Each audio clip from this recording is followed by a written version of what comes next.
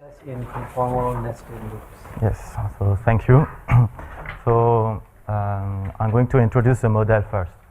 So you are in the plane, and so you take the unit disk.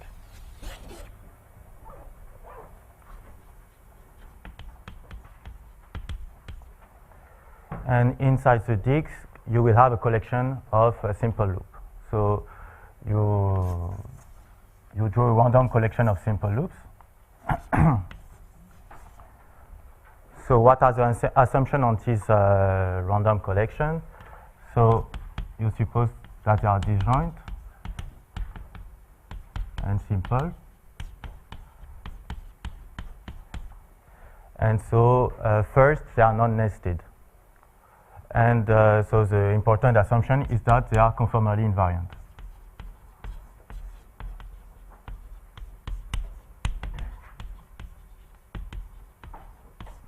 So if you map the unit disk in itself by any conformal map, you suppose that the distribution is the same. Okay, so so an example of such a collection of loops is Elie kappa. Dit by Sheffield and Werner.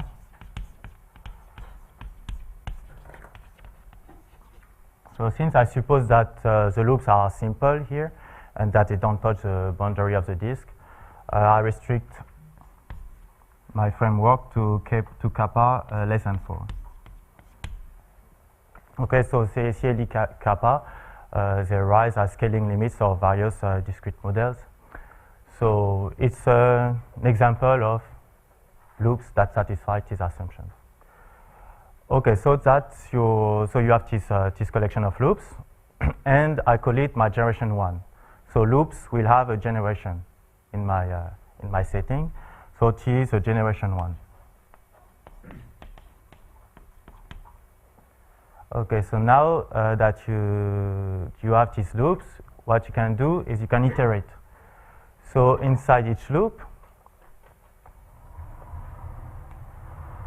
so if you take a loop at generation 1, you can draw a collection of loops inside this loop. You just have to conformally map the unit disk inside this loop. So image of your collection of loops will be the loops inside this loop, right? So you iterate and you draw the random collection of loops inside the loop of generation 1. So this is a loop at generation 1. Okay, so it's one of these loops, and inside of it, I draw other loops, and these loops, I will say that they are generation 2, and so on. Okay, you iterate the procedure, and you will have loops inside. So inside each loop, you always draw other loops.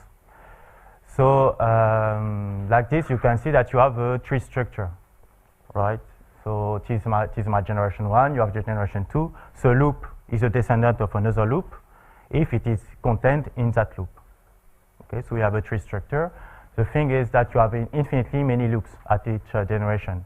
So your tree has infinitely many branches at each generation. Okay, so now the question is, so you're looking now at your loops at generation k. So you iterated your procedure k times. You're looking at your loops at generation k, and you want to know how big are the loops. Okay, so how big? So the question is, how big are the loops at generation k? So when you make k goes to infinity. So when I say how big are the loops, so the size of a loop, so there are different ways how to measure the size of a loop, but you can say you can look at the biggest disk contained in one loop. Okay, so size of a loop. You can say that you're just looking at the biggest, the radius of the biggest disk contained in the loop. Okay, so that's a question I'm going to look at in this talk. So it's related, actually this question is related to two works. So one work is from Miller, Watson and Wilson.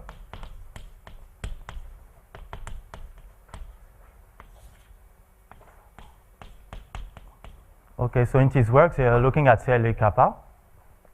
And they ask the following question. So you have your CLE kappa, and you take a point.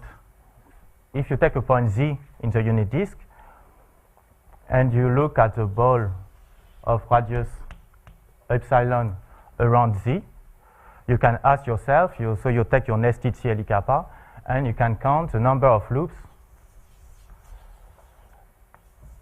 that surround Z before touching the ball of radius epsilon. Okay, this number of loops outside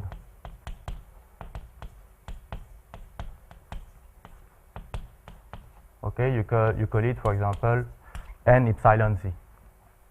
And so you can ask yourself, you can look at the set of points z such that if you look at the number of loops outside radius outside the ball of radius epsilon, and you divide by log 1 over epsilon, you want these to converge as epsilon goes to 0 to some constant. Okay, let's say nu. And so what they do in this work, they compute the Hausdorff dimension of this set. Okay.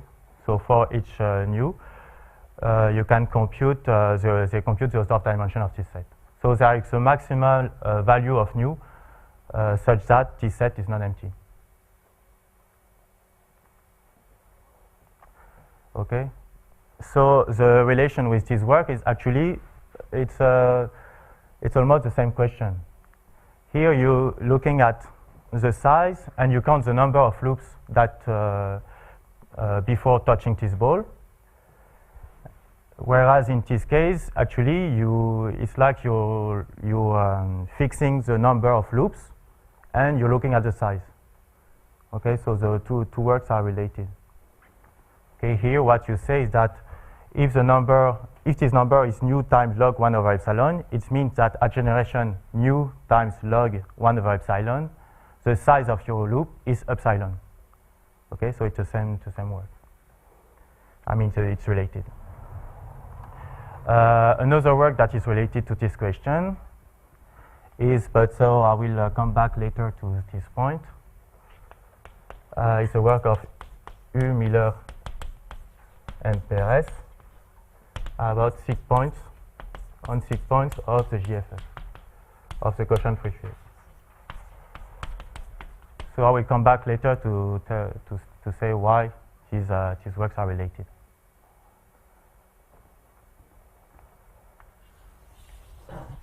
Okay, so I'm going to start now to see how the loops, what is the size of the loops at generation k. So actually, you are interested in atypically big loops. So okay. So a first observation.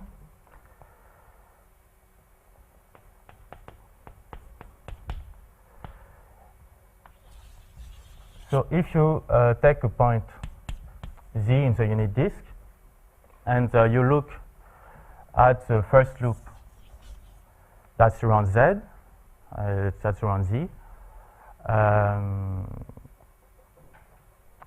So yeah, first, how I'm going to define the size of the loop. So the size of the loop with respect to Z, I will define it as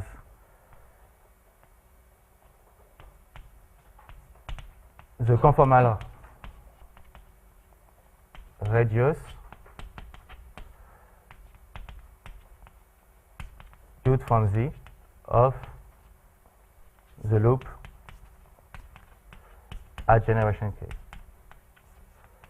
So this will be the random variable I'm interested at.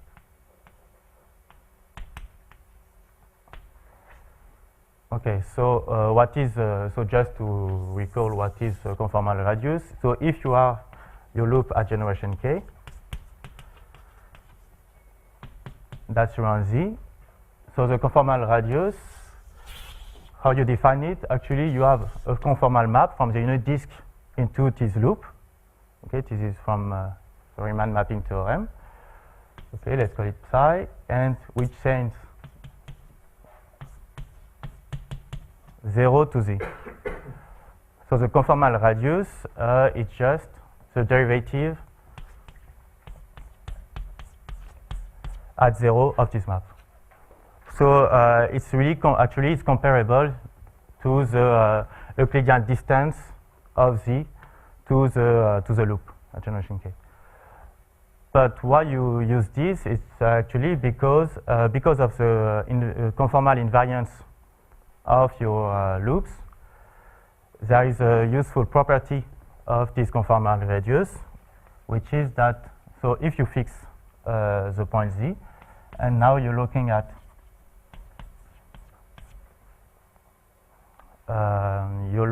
the logarithm of your conformal radius when you let k vary.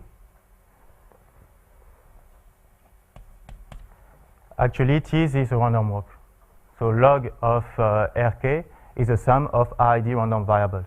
So this is it just follows from the conformal invariance of the process. Okay, so if you just look at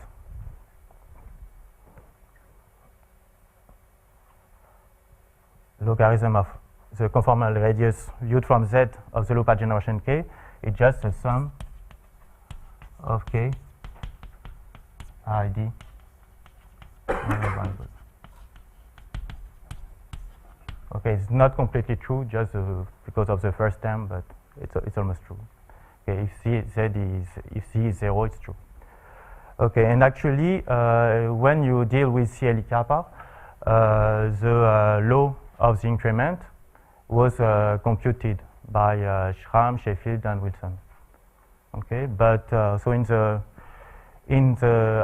general setting, so I don't assume that this law is known, but I will just need the Laplace transform of this random variable. So I'm going to introduce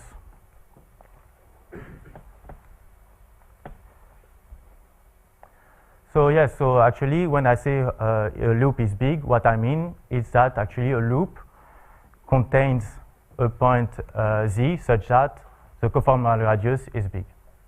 Okay, that's really how I measure the size of a loop. Okay, so I'm going to introduce Laplace transform of the conformal radius.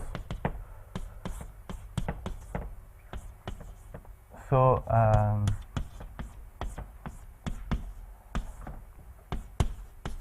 for beta positive, so this is the conformal radius. So you have your unit disk.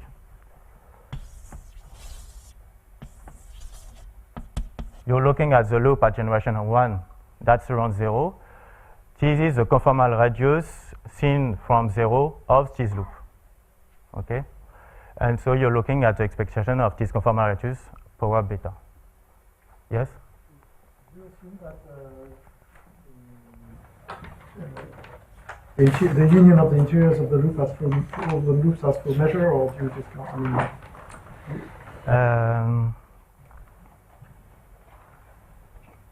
Do I? I mean, when you say it's a sum of ki at d random variables, so you're more or less assuming that every point is almost surely in the loop. I mean, or are you going? Okay. So you can do that, but no, you don't need that actually. You can just look at points that are surrounded by a loop at generation k. Yes. But yeah, you don't need that every point is one, but it's better if you suppose that is the case.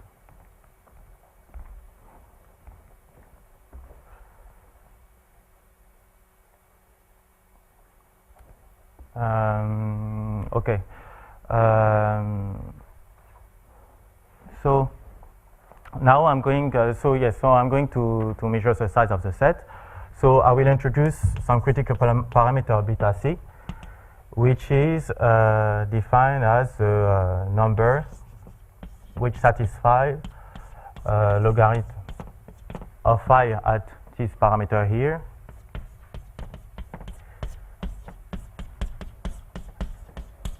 equal to that. So you will see in a moment why such a beta c appears. So okay, for the CLE kappa, this beta c exists. So I don't know in full generality if it exists. Okay, but I assume that it exists.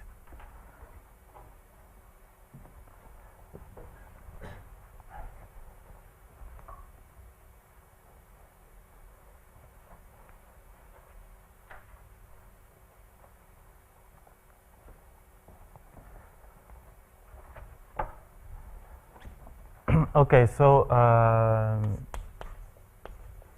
first, what can we say about the size of the loops? So, for example, you can look at the maximum on Z of the conformal radius at generation k. And so Z inside the loops. Inside the loop, Z runs over the points that inside the loop at generation k. So if you look at these, so it will decrease exponentially fast, right? So you can take the logarithm of these. And what you can say is that these will converge almost surely as k goes to infinity to something, and this something is related to the Laplace transform of the conformal radius. And actually, so for if you take any beta less than beta critical,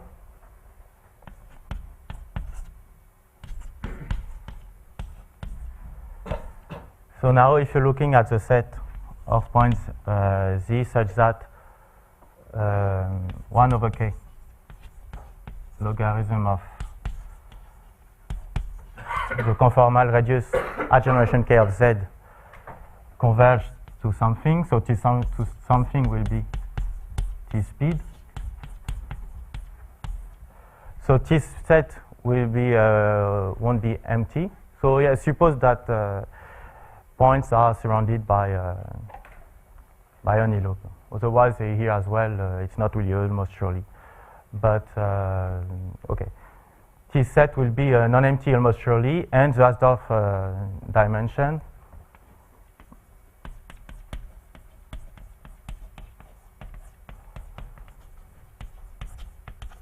will be given by beta plus 2 minus log 5 of beta divided by the speed.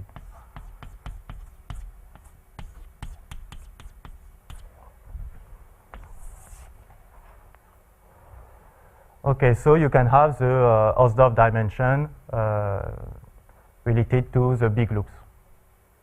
Okay, so it's really the analog of the result of Miller, Watson, and Wilson. Okay, so I'm not going to prove that. Just I'm going to construct a measure which gives its full mass on this set, on the set of big loops.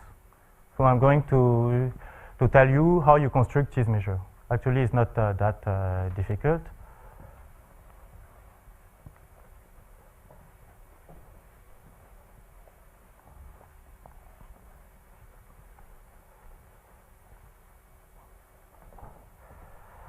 So if you look at the speed, the rate of decrease of the conformal radius, so we want it to be like phi prime of beta divided by phi of beta. So what is phi prime of beta divided by phi of beta?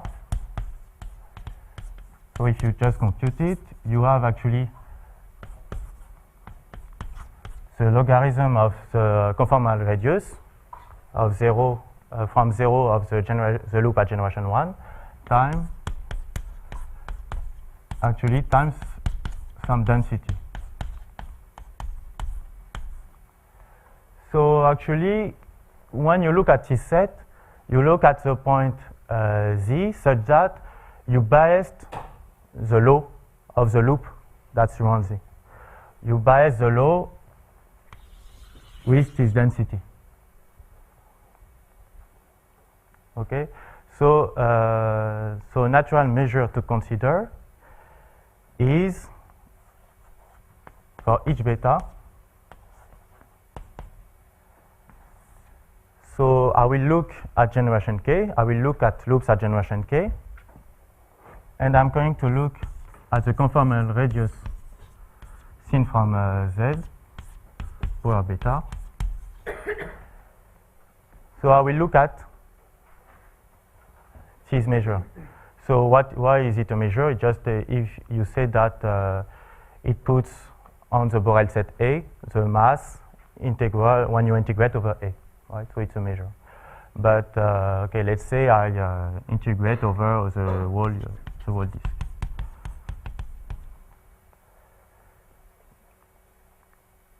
So I claim that this measure, when k goes to infinity, they will give a candidate for a measure that is supported on this set for each beta less than beta critical. So just you have to renormalize it. So you renormalize it by the mean.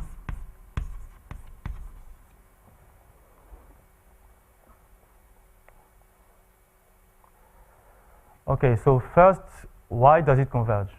So, okay, so I just looked at I integrate over all z. I look at conformal, this is the conformal radius of the loop at generation k, that's around z, power beta, right? And I divide by the mean. This is the mean. Okay, so first, why does it converge almost surely? So this is easy actually, because it's a martingale.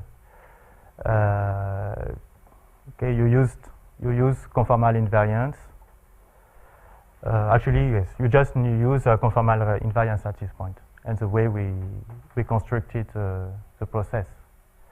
When you condition over loops at generation k, what happened at generation k plus 1 is independent when you look at each loop separately. So this gives a positive martingale.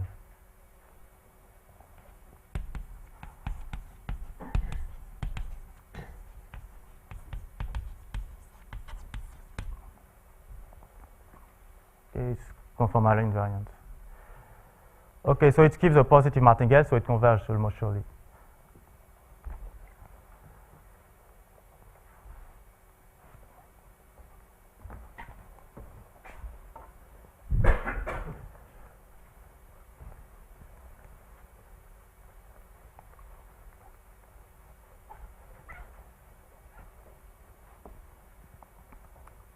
So it converges almost surely to something.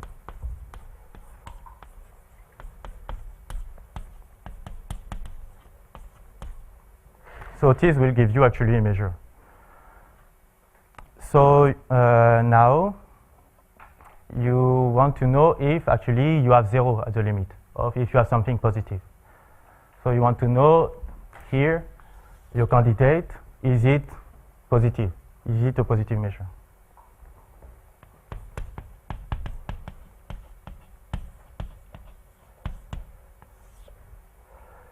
So a nice way to do that, and it was introduced, it was done, for example, by Lyons in the setting of branching random walk. You have a positive,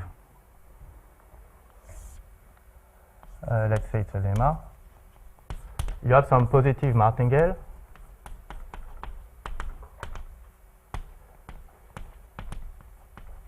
Okay, let's say with mean 1. And you want to know if it converges in L1, if it's uniformly integrable. So what you can do is that you can change, if your probability measure is P, you can construct a probability measure Q, such that the density with respect to P conditionally on your filtration at time n is Mn. So you construct a probability measure Q, sorry, Okay.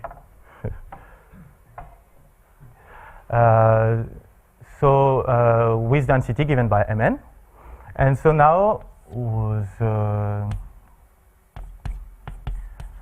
the convergence in L1 of Mn, you can see it under Q as the property that your limit is finite. And if you have your limit which is infinite almost surely, this will tell you that actually M infinity is 0 almost surely under P.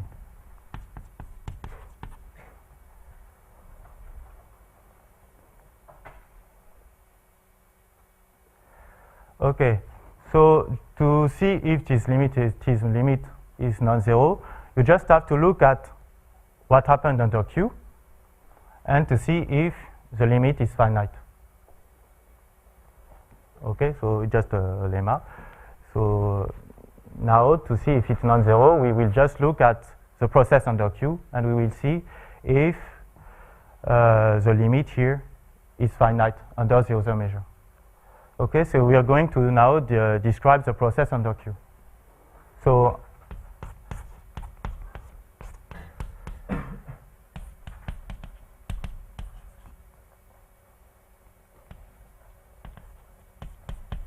I change the measure with the martingale WK.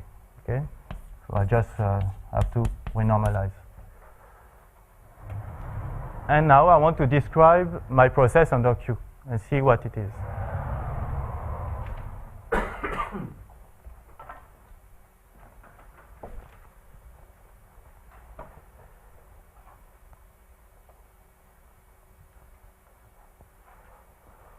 Okay, so I'm going to describe the process under Q. So you have your unit disk.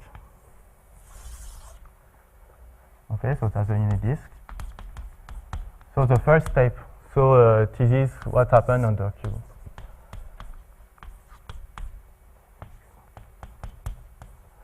Okay, so the first step is you have to choose a point in the unit disk. So you have to choose a point with respect to the conformal radius of this point in the unit disk. Okay, so you just choose a point.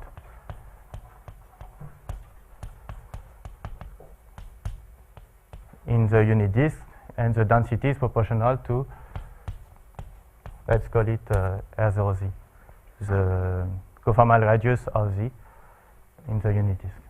Okay, so let's say I chose my point capital Z. Okay, so now I'm going to draw the loops. So for my first generation,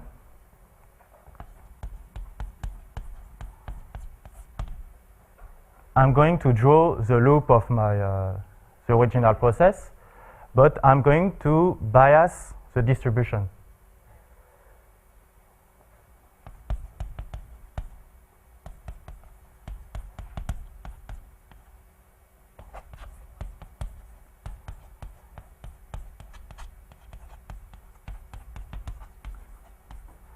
So I bias it with the conformal radius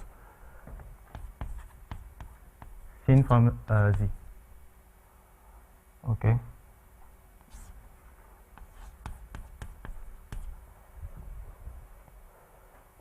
Right, so I'm going to draw the loop that surrounds Z, but this loop has not the same distribution as under P. The distribution is biased by this density. Okay, and so that's the first generation for the loop that surrounds Z. And you do the same for the second generation. You draw inside the loop that surrounds Z, and you have to bias with the conformal radius for beta. Right? So like this, you can construct loops that surround Z. Now to draw the other loops, you just draw the other loops as before, like as in the original process. So here you just constructed the loops surrounding Z. Now you can complete. So the red loops are distributed as in the original process, but in the layers, right? So you didn't change the law of the other loops.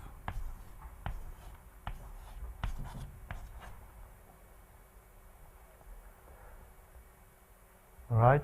So this is a collection. This is the distribution of the process under Q. You just change the distribution of the loops surrounding this special point. So now, if you're looking under Q, and if you're looking at the conformal radius at generation k of this point, you see that if you take the logarithm, you still have ID random variables, but now the mean is exactly given by that, because you biased your distribution. So this is the mean of the random walk. This is the drift of the random walk given by the logarithm of the conformal radius at generation k, seen from this special point, Z. Okay, so in particular, this point under Q, this point Z, belongs to this set here. Okay, so now you want to know, I will do it really quickly. You want to know if W, the limit, is finite almost surely under Q. And it's not hard. So we just make a simple computation to show that W is finite almost surely, Q almost surely.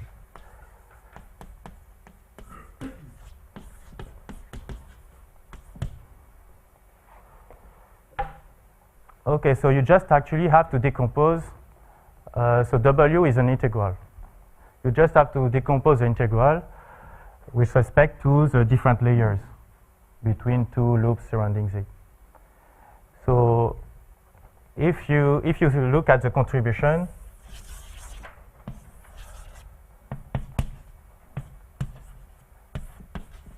let's look at the contribution of the layer between loop at generation k and loop at generation k plus 1.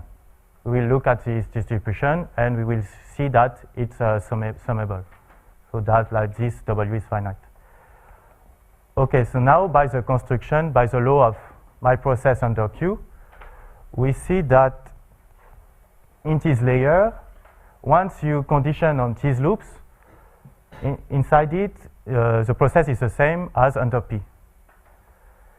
So in particular, when you look at the contribution on this layer, W, W is again is still a martingale. So if you look at the expectation of W in this layer, conditioning on the loops, it will be just it will just give you WK, let's say, in this layer. So expectation of W in this layer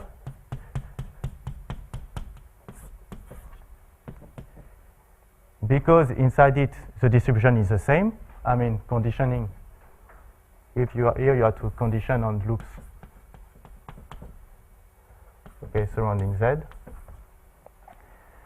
It will just give you the integral on this layer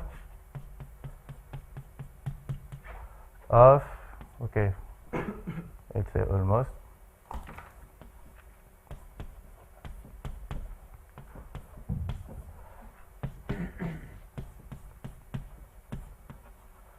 Okay, it will just give you that. You look at the conditional expectation. It will just you will just have that. Okay, you can have okay. Well, let's say it's smaller than that. If you have that with them. Okay, and now you want to estimate this integral. Okay, so now you take Z in a small z in the layer. You can say that the conformal radius at generation k is smaller. Okay, it does not. It's okay. Let's say it's almost the same as the conformal radius seen from Z at generation k. Okay, you just have to make some estimate for that. It's not completely true, but so here you see that on this layer, all the points have almost the same conformal radius, which is given by the conformal radius seen from this point here.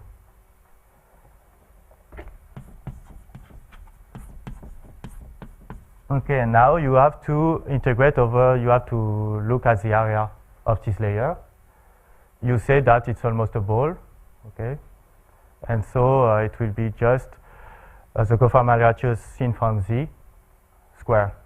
So you have beta over 2 plus 2. Okay? And so now you just use the fact that you know the drift. You know the drift of the logarithm of the conformal radius seen from the point capital Z. Okay? This is a mean. And like this, you will see that the sum is finite because of your choice of beta. Beta is less than beta critical. Okay, so this relation comes exactly from the term that I just computed. I hope it's clear. I mean, I hope that enlightens a little where this comes from. Okay, so like this, you know that it's finite under Q, so it converges in L1, and so you have really a non-zero measure as a limit. And actually, what you can show is that if you pick a point under P, if you pick a point with respect to this measure W, what you will have in distribution is exactly what you see under Q. Okay, so actually, if you look at, let's say, a measurable function of Z and of your collection of loops, and you pick it with a limiting measure, okay, so you just have to normalize. So this will be exactly what you see under Q.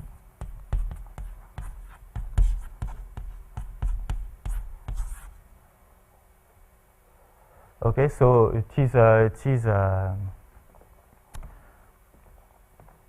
this probability Q, it gives you the law of a point that you pick with the limiting measure W beta. And so in particular, we know that that Z belongs to this set. So here you see that what is true, Q almost surely, will be true almost surely for your probability distribution P times when you choose a point with this measure. So if you know that capital Z belongs to this set, actually this identity tells you that W is supported on this set. Okay, so you really have a measure that is supported on this set. Okay,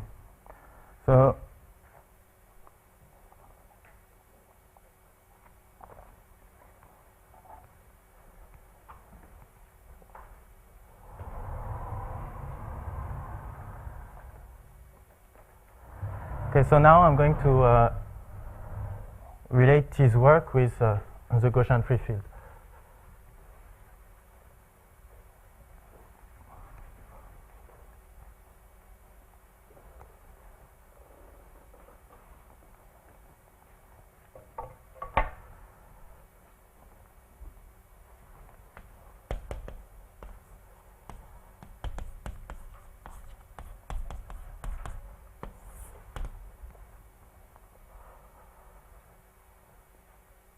Okay, so the link with the Gaussian free field, it comes from a result of Miller and Sheffield.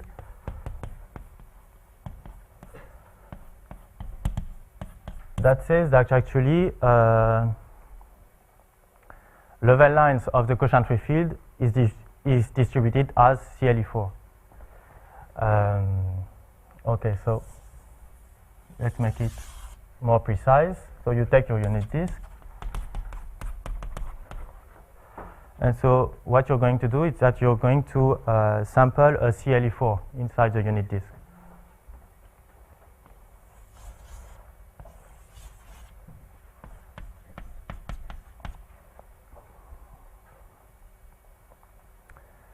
Okay, and now on each loop, so the theorem is that there exists a constant lambda such that,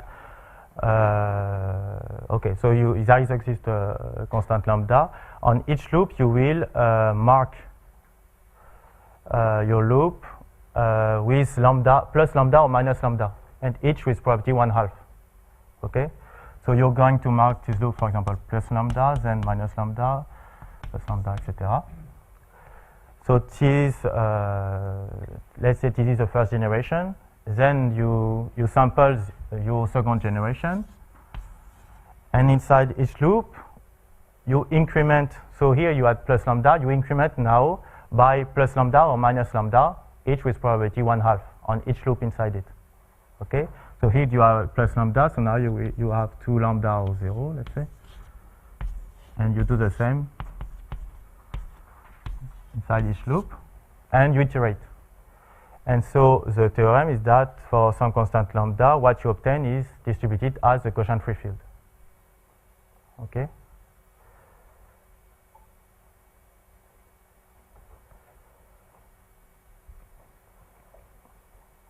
So okay, so now you have a collection of loops, but you have mark on it. So just here, in my framework, I didn't have any mark. So to get rid of the mark, what I'm going to do is that I will look only at loops with mark lambda first. So I won't look at, I'm not interested in loops.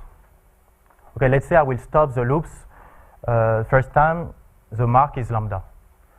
Okay, so I will just be more precise about it.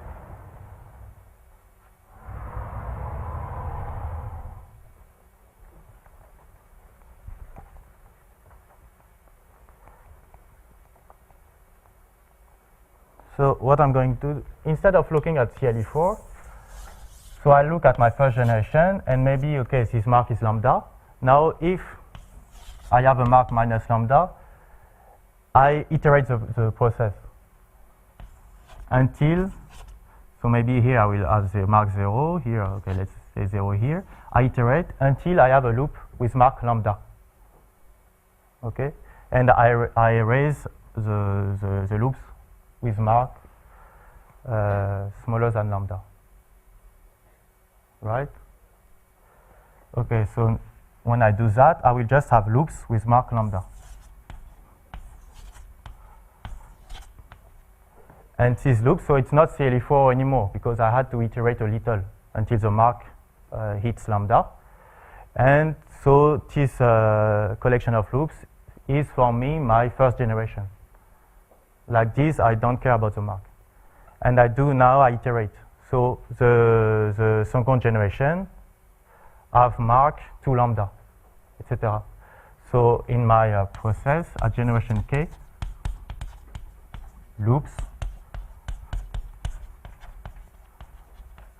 have marks k times lambda. So when I do that, so I know that I still have the Gaussian free field in the limit. But so when I do that, actually, now I was looking at the biggest loop at generation k. So in some sense, for the Gaussian free field, I'm looking at level lines at height k lambda that are big. Right, so you look at level lines at k lambda, and you're looking at the biggest loops. So it means actually you are looking at location of the Gaussian free field with high values. If at a given value the loop is big, it means that the Gaussian free field will have higher value. So when I'm looking at these big loops, actually I'm looking at the seek points of the Gaussian free field. I'm looking at Gaussian free field with atypically high values. Right?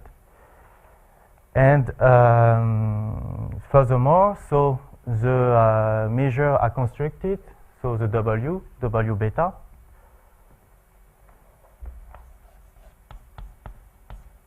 Actually, in this setting, they will be the analog of measure constructed by Duplantier and J-field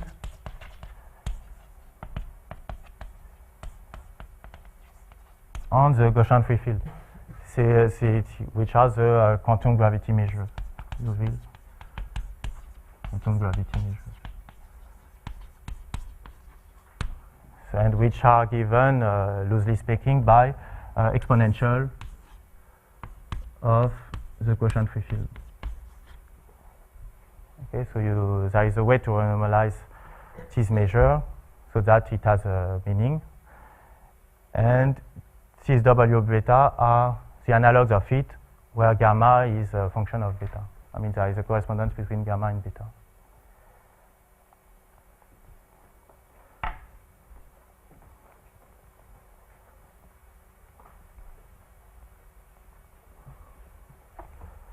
Okay, so just to finish, so what you can do actually is to look now really at the biggest loop. Here we were looking at big loops.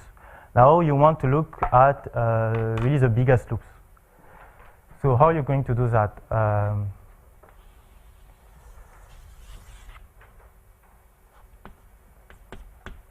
Okay, so to have a meaning, what you can do is that first you fix a generation k and you will draw, so it will be fixed in the first time, and you draw loops at generation k. So there will be two levels of times, let's say, level k and level n. N will be much bigger than k.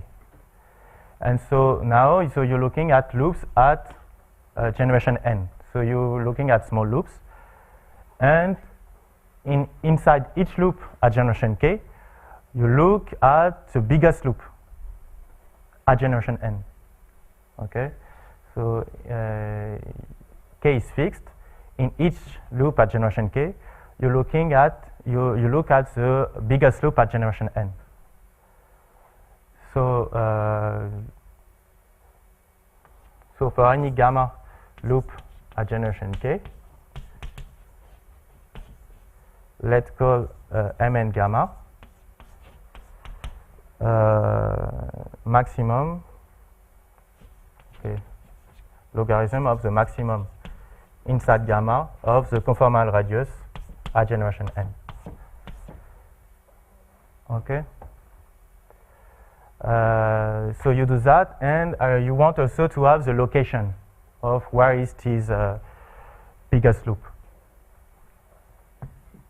So in each loop at generation k, you're looking at generation n. You're looking at the biggest loop.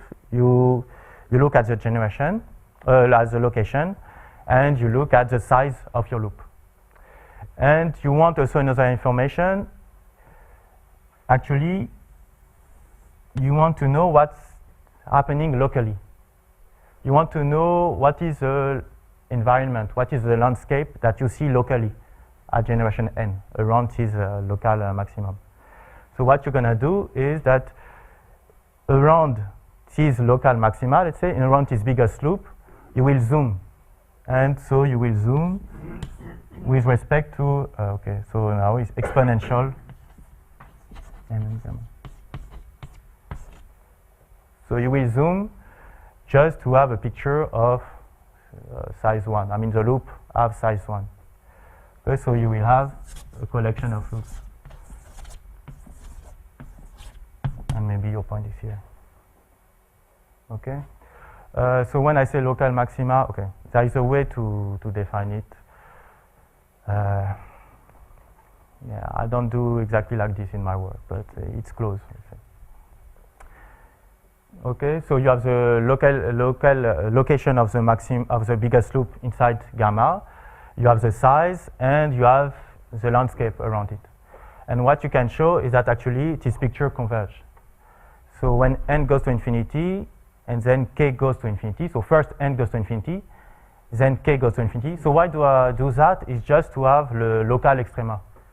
So I'm looking at the maximum inside each loop like that. I separate the local maxima of the loops. So you make n goes to infinity, then k goes to infinity, and the picture converges.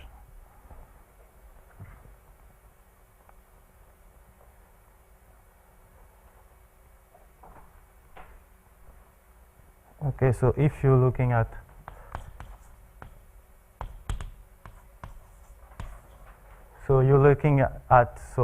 it's a point process. First, you're looking at the location.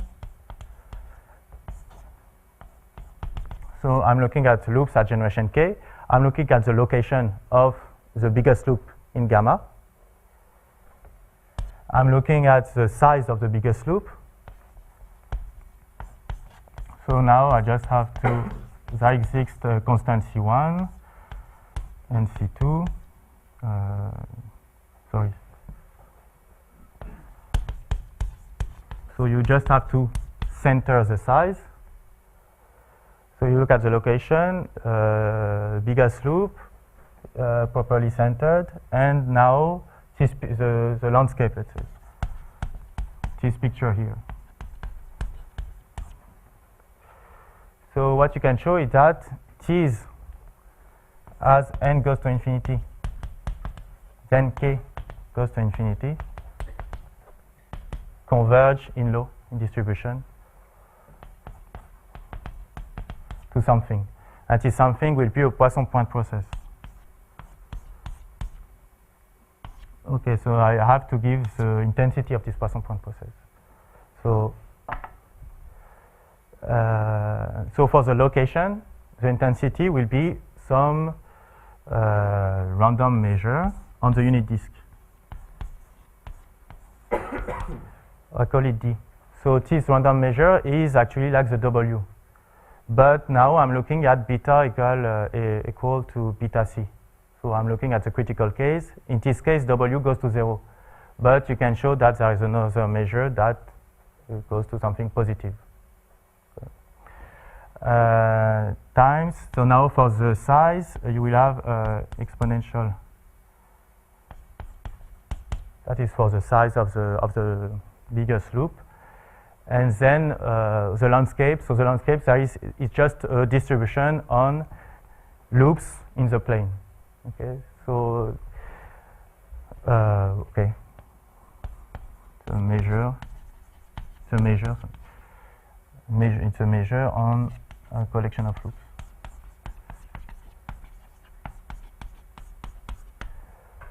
in the plane.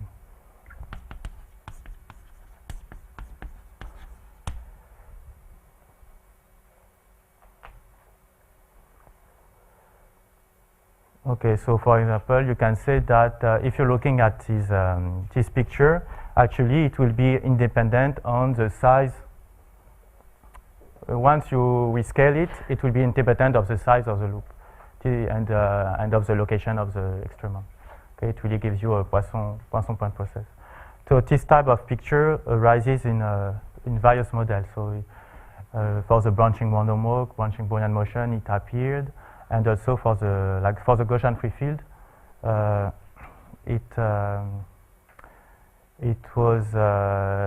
it was proved recently by Reader and Biscop that you have this type of picture. That if you just look at the local extrema, you will have a Poisson point process. If you're just looking at local extrema, and then if you are looking as well as the environment around this local extrema, you will have independent copies of the same process. Okay. Yeah, so that's what I wanted to say. Thank you.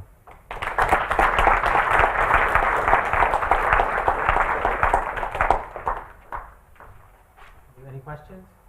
Yeah. So when you say that your W beta is an analog of the Liouville quantum gravity measure, Yeah. do you mean exactly the same measure? So I suppose it is true, but I didn't prove it.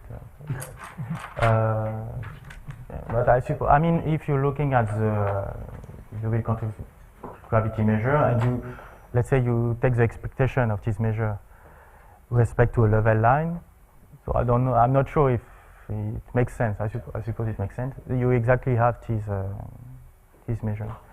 So I think it's the same, but let's say I didn't prove it rigorously. The measure with what gamma value? Yeah, so the correspondence will be beta and gamma. What is it? Yeah, I'm not sure. I mean, I suppose I can compute it, but I'm not sure. what is a gamma?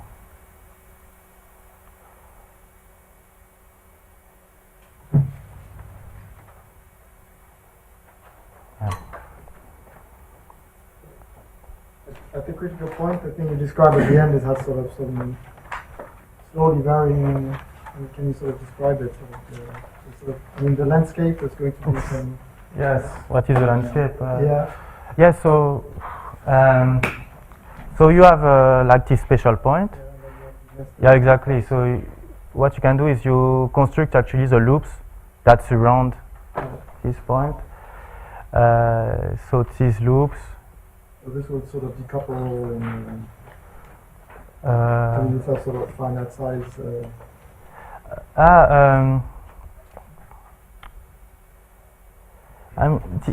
This landscape, so this guy must be the local extremum. So you know that if you look at other loops, they will be always smaller than this guy. So it's a little strange process.